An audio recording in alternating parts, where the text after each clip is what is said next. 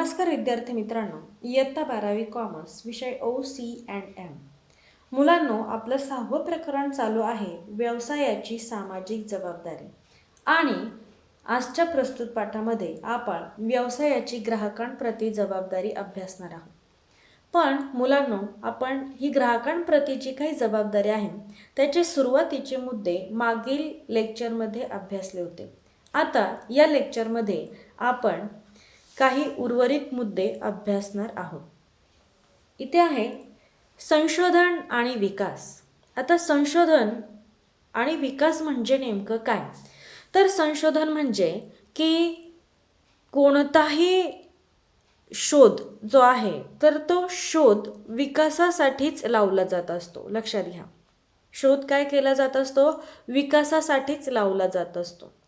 पण ज्यावेळेस आपण एखाद्या व्यावसायिकाचा विचार करतो तर व्यावसायिकाने त्याच्या वस्तूंबाबत विविध प्रकारचं संशोधन केलं पाहिजे. काय केलं पाहिजे? संशोधन केलं पाहिजे. मग हे संशोधन कशासाठी केलं पाहिजे?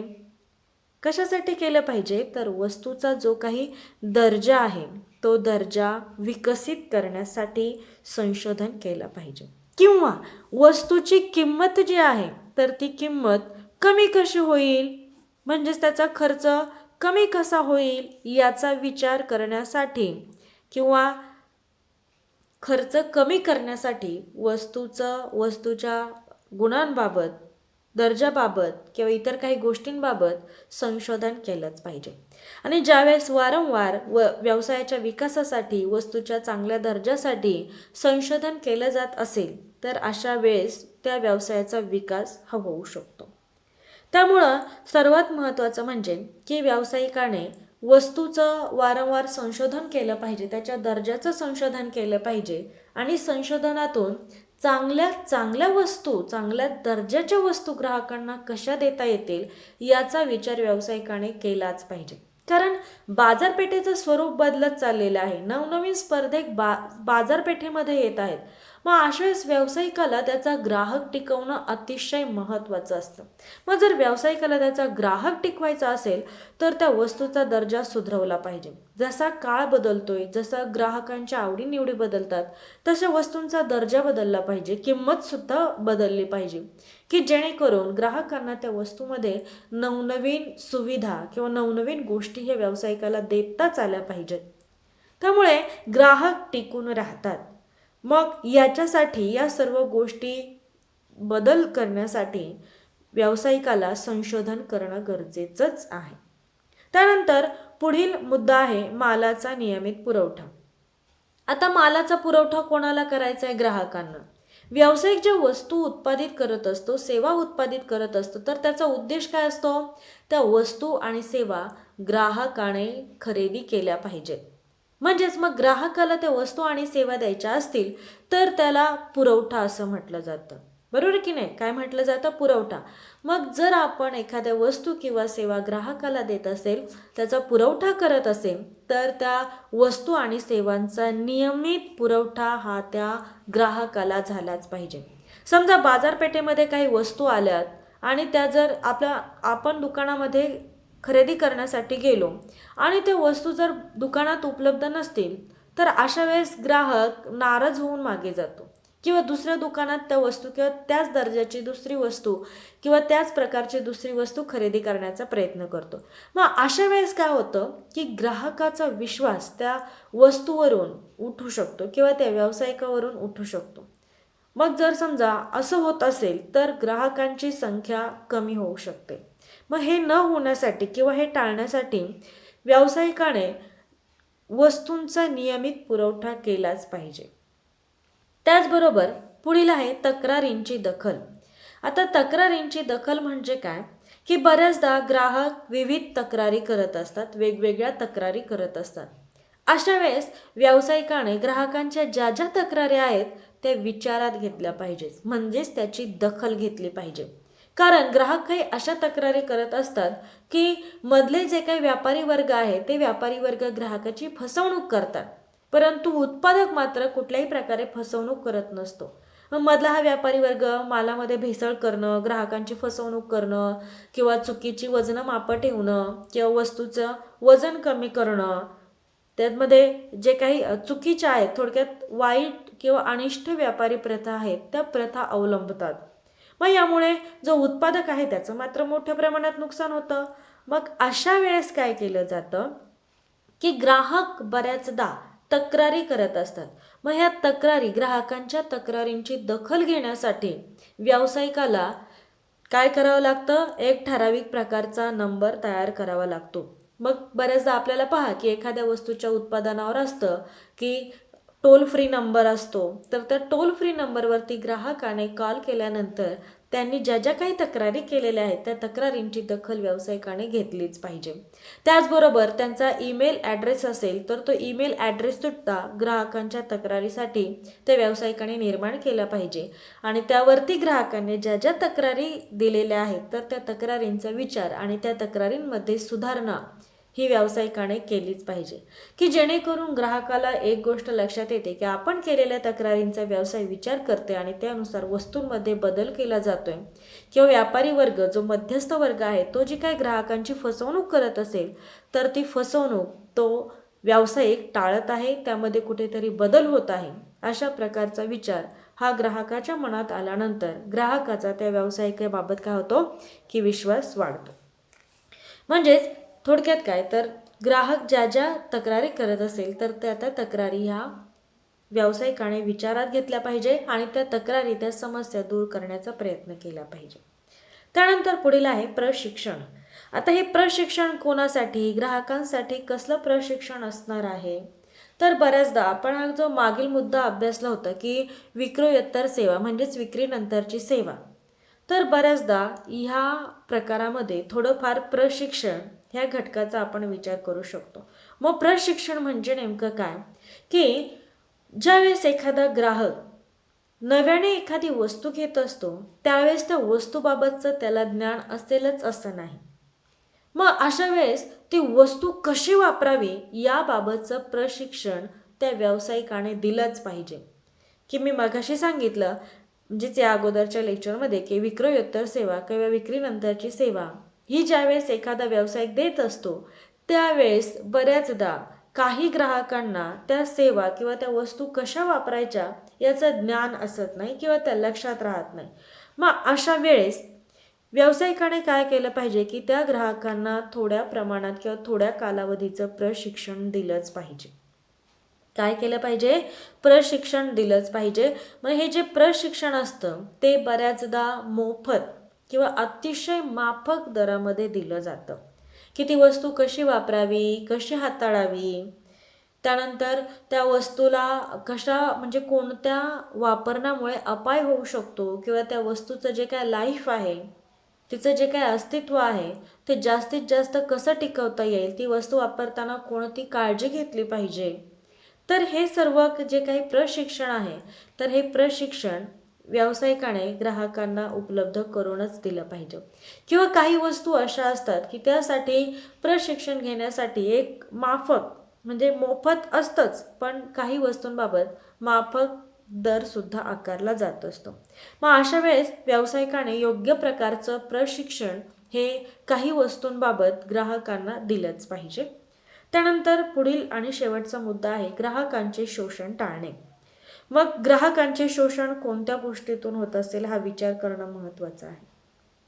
मग कोणत्या गोष्टी असतात, उदाहरणार्थ चुकीच्या जाहिराती, त्यानंतर चुकीची वजन मापे, की बऱ्याचदा आपल्याला वस्तूवरती दिले की एखादी वस्तू आहे 250 ग्रॅम किंवा 500 ग्रॅमची वस्तू आहे. 500 ग्रॅम म्हणजे किती, अर्धा किलो. समजा 500 ग्रॅमची वस्तू लिहिलेली आहे आणि त्या वस्तूचं वजन जर आपण करून पाहिलं तर समजा 499 ग्रॅम अशी जरी भरली तरी काय होणार आहे की ग्राहकाची फसवणूक होते. म्हणजे हे चुकीचं वजन माप आहे. आपण पैसे किती की वजनाचे दिलेत 500 ग्रॅम, पण आपल्याला किती मिळालं 499 ग्रॅम. म्हणजे प्रश्न 1 ग्रॅमचा नाही आहे, पण हा प्रश्न आहे फसवणुकीचा. कसला आहे, फसवणुकीचा. आपल्यासाठी कदाचित 1 ग्रॅम एवढंच वजन असेल, पण ज्यावेळेस आपण सगळ्या ग्राहकांचा विचार करतो त्यावेळेस कितीतरी मोठ्या प्रमाणात फसवणूक ही व्यापाऱ्याने ग्राहकाची केली आहे एवढं आपल्याला लक्षात येतं. मग याच्यासाठी व्यावसायिकाने काय केलं पाहिजे की ग्राहकांचं शोषण टाळलंच पाहिजे. जर ते शोषण टाळलं नाही आणि जर का एकदा ग्राहकांचा विश्वास त्या व्यवसायावरून उडाला तर ग्राहक परत त्या व्यवसायाची वस्तू घेत नाही. कारण बाजारपेठेमध्ये अनेक पर्यायी वस्तू आहेत. समजा पार्लेचं बिस्किट असेल तर त्याला पर्यायी विविध कंपन्यांची बिस्किटं आहेत, वेगवेगळ्या प्रकारची बिस्किटं आहेत. मग अशा वेळेस एखाद्या व्यावसायिकाने ग्राहकांचा विश्वास बसण्यासाठी त्यांचं शोषण टाळलं पाहिजे. मालामध्ये कोणत्याही प्रकारची भेसळ केली नाही पाहिजे. ज्या दर्जाची वस्तू आहे त्याच दर्जाची किंमत आकारली पाहिजे. त्याचबरोबर शक्यतो ज्या वस्तू खाण्यासाठीच्या असतात तर त्या खाण्यासाठीच्या वस्तूंचा योग्यच दर्जा ठेवला पाहिजे. त्या वस्तूने कोणत्याही प्रकारे हानी ही ग्राहकाला पोहोचली नाही पाहिजे. म्हणजे थोडक्यात की ग्राहकांचं शोषण ज्या ज्या गोष्टींद्वारे होत असतं त्या सर्व गोष्टींचा वापर हा व्यावसायिकाने टाळला पाहिजे. म्हणजे थोडक्यात ग्राहकांची फसवणूक होणार नाही अशा प्रकारची कृती ही व्यावसायिकाने केलीच पाहिजे. मुलांनो, आपले आता हे मुद्दे संपलेले आहेत. आपण हे मुद्दे पुन्हा काय करूया, थोडक्यात अभ्यासूयात. आपण 6वा मुद्दा अभ्यासला होता संशोधन आणि विकास.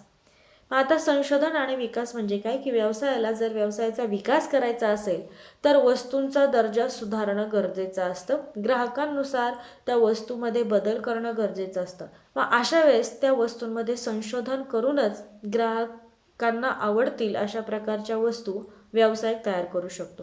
कारण ग्राहकांच्या आवडीनिवडी या बदलत असतात. बाजारपेठेमध्ये विविध कंपन्या येत असतात, त्यांच्या वस्तूंमध्ये आकर्षकता असते. मग अशा वेळेस ग्राहक कमी होऊ शकतात. म्हणून व्यवसायाने वारंवार वेळोवेळी संशोधन करून वस्तूंमध्ये बदल केला पाहिजे. ग्राहकांच्या आवडीनिवडीनुसार वस्तू बदलल्या पाहिजेत. किमतीतसुद्धा सुधार होण्यासाठी चांगल्या प्रकारचं संशोधन आणि वस्तूंचा दर्जा चांगला वाढवण्यासाठी काय केले पाहिजेत, प्रयत्न केले पाहिजेत. त्यानंतर मालाचा नियमित पुरवठा, की व्यावसायिकाने काय केलं पाहिजे की मालाचा नियमित पुरवठा ठेवला पाहिजे. जर त्या पुरवठ्यामध्ये खंड पडला तर अशा वेळेस ग्राहक त्याच प्रकारची त्याच पर्यायाची दुसरी वस्तू खरेदी करत असतो. मग अशासाठी असं होऊ नये की ग्राहकांची संख्या काय होते, मग कमी होते. मग अशा वेळेस उत्पादकाने वस्तूचा नियमित पुरवठा केला पाहिजे. कुठल्याही प्रकारे मालाची साठवणूक किंवा साठेबाजी करू नये. त्यानंतर तक्रारींची दखल, ग्राहक ज्या ज्या प्रकारे वस्तूंबाबत किंवा वस्तूंच्या दर्जाबाबत किंवा इतर व्यापाऱ्यांबाबत वेगवेगळ्या प्रकारे तक्रारी करत असेल तर अशा वेळेस व्यावसायिकाने त्या तक्रारींची दखल घेतली पाहिजे आणि त्यांच्या समस्यांना तक्रारींना वेळोवेळी उत्तर दिलंच पाहिजे. त्यामुळे ग्राहकांचा विश्वास बसण्यास मदत होते. त्यानंतर प्रशिक्षण, काही वस्तूंबाबत व्यावसायिकाला वस्तू वापराबाबतचं प्रशिक्षण हे द्यावंच लागतं. प्रशिक्षण दिल्याने ग्राहकांना त्या वस्तू कशा वापरायच्या, कशा हाताळायच्या किंवा त्या काळजीपूर्वक कशा वापरल्या जाव्यात याबाबतची माहिती प्राप्त होते. त्यानंतर ग्राहकांचे शोषण टाळणे, व्यवसायामध्ये ज्या काही वाईट व्यापारी प्रथा आहेत त्या प्रथा व्यावसायिकाने टाळल्या पाहिजेत. उदाहरणार्थ किमतीबाबत फसवणूक, वजनाबाबत फसवणूक, मालाच्या दर्जाबाबत फसवणूक, त्यानंतर साठेबाजी असेल, काळा बाजार असेल, अशा वाईट व्यापारी प्रथा आहेत. या प्रथा व्यावसायिकाने टाळल्याच पाहिजे की जेणेकरून ग्राहकांची फसवणूक होणार नाही. त्यामुळे ज्या किमतीची वस्तू आहे तर त्याच प्रकारचा दर्जा हा त्या वस्तूमध्ये ग्राहकाला उपभोगायला मिळालाच पाहिजे. कारण ग्राहक आनंदी असेल तरच कुठेतरी तो त्या व्यवसायावर त्या वस्तूंवर विश्वास ठेवत असतो, की जेणेकरून वस्तूंचा दर्जा जर चांगला असेल तर ग्राहकसुद्धा चांगली किंमत मोजत असतो. ही गोष्ट व्यावसायिकाने लक्षात ठेवलीच पाहिजे. आता मुलांनो, आपण हे जे मुद्दे जे काय अभ्यासले आहेत की व्यावसायिकाची ग्राहकांप्रती काय जबाबदारी आहे की व्यवसायाने ग्राहकांप्रती काय जबाबदारी पार पाडली पाहिजे, तर ह्या सर्व मुद्द्यांचा आपण जर विचार केला तर आपल्याला एक गोष्ट लक्षात येते की भविष्यात तुम्ही जर एखादा व्यावसायिक होणार असाल तर सर्वप्रथम ग्राहकाचा विचार करणं गरजेचं आहे. सद्यस्थितीमध्ये जर तुम्ही दुकानात गेल्यानंतर तुम्हाला त्या दुकानदाराकडून जी गोष्ट अपेक्षित आहे ती अपेक्षा तुम्ही स्वतः जर व्यावसायिक झालात तर ती पूर्ण केली पाहिजे. किंवा कोणता दुकानदार आपल्याशी चांगला वागतो मग आपल्याला ते चांगलं वाटतं तशा प्रकारची कृती तुम्ही भविष्यात केली पाहिजे की जेणेकरून ग्राहक टिकतो. एक गोष्ट नेहमी लक्षात ठेवा की खरोखर ग्राहक हा बाजारपेठेचा राजा आहे. कारण ग्राहक जर एखाद्या वस्तूची मागणी करत असेल तर साहजिकच तो व्यावसायिकच मोठा होऊ शकतो, दुसरा व्यावसायिक होऊ शकत नाही.